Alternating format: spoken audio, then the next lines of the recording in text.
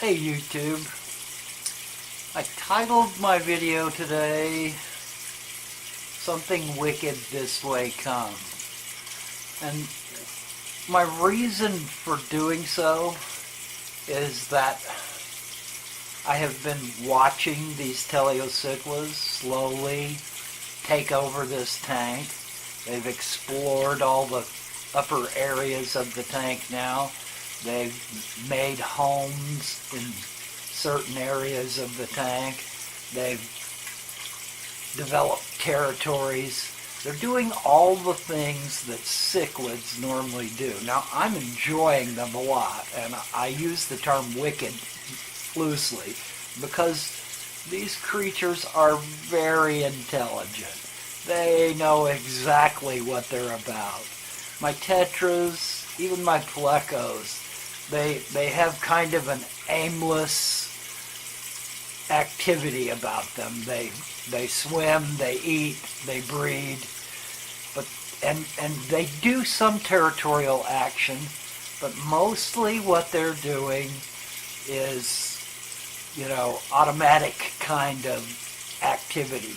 Cichlids, on the other hand, anyone that has ever kept cichlids can tell you how engaged they are in the reality around them, how engaged they are and aware of their person that feeds them, the person that cleans the tank, the person that they interact with on the other side of the glass. These little tiny teleocichlas are already working at training me. They are very interested in me feeding them, me paying attention to them. Their nature is to stand up to anything larger than themselves. If we're lucky in this little clip, in this tiny closed shot, we'll catch a couple of what I think are males, the larger teleocichlas, interacting with the lemon tetras in such a way that they swim and match the swimming of the tetras, so as to let the tetra know that they are also there, that they are aware of what the tetras are doing. They don't do it so much with the pencil fish. I think pencil fish are pretty hard-headed. Pencil fish don't take a lot of gruff from anything. So pencil fish don't exactly qualify as quote-quote tetras to these teleocichlas. Pencil fish are another animal altogether. But the tetras, which are the largest fish in the tank that is swimming around the tank a lot, think they're dominant. They think that they are the dominant creature in the tank. But the teleocichlas are here to tell them that they are no longer dominant, that there's a new gang in town. And these teleocichlas will group together. They will in turn fight each other over territories and scatter each other out. And then when there's any kind of feeding frenzy or any kind of me in the tank doing something, they will band right back together again and observe what's going on and try to interact with it, and they are imposing their will on the tank. And that is something that is very much different from the behaviors of even my dominant lemon tetras. Don't so much intelligently impose their will on the tank, and these creatures do.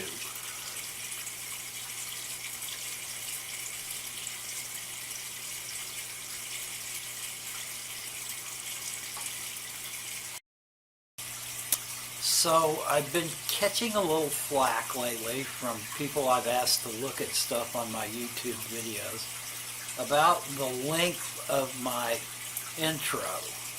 Now, I made that intro with absolutely no idea what I was doing, and was pretty happy with how it came out, but I understand after looking around that a lot of people have much shorter intros, and that it may be a little much to expect people to watch 30 seconds of water bubbling and listen to the music. So I have been attempting to learn how to make my own intro. Now, I purchased an effects, but it was only afterwards that I realized that it only worked on After Effects, the Adobe program. And I cannot afford the Adobe program. So I downloaded the 7-day free trial, and I managed to eke out a small amount of video, but it's nothing like I wanted it to be, and it still has watermarks in it, so I have to do something.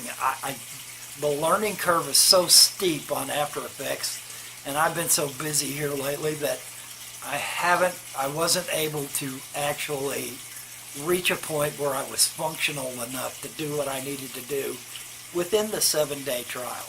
Now, I've downloaded Blackmagic, and I'm going to try to slowly gain functionality in it and see if I can salvage what little bit I was able to record. I also am giving you a quick update on my bathroom as well, since that's where a great deal of my time here lately has gone.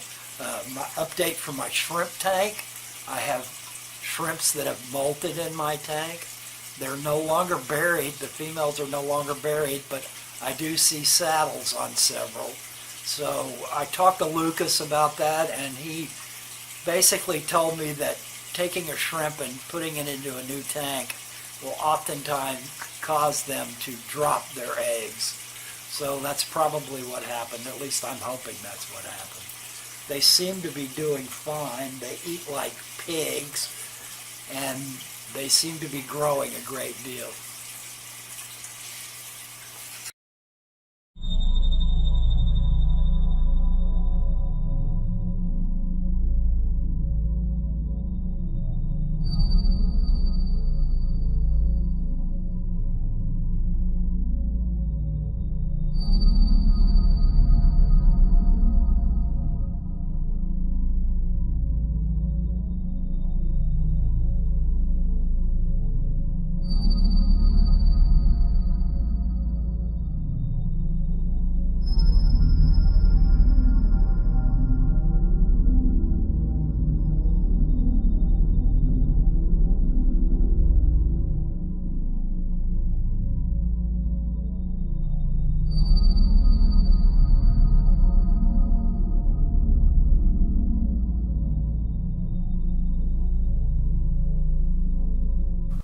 So, not exactly fish related, but you guys can see that we've made some real progress on the bathroom.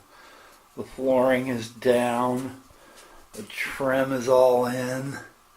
I just need to finish painting, and I need to finish doing some mud work up in the top of the ceiling where that little extra section of wall was taken out. But our shower is pretty much in place.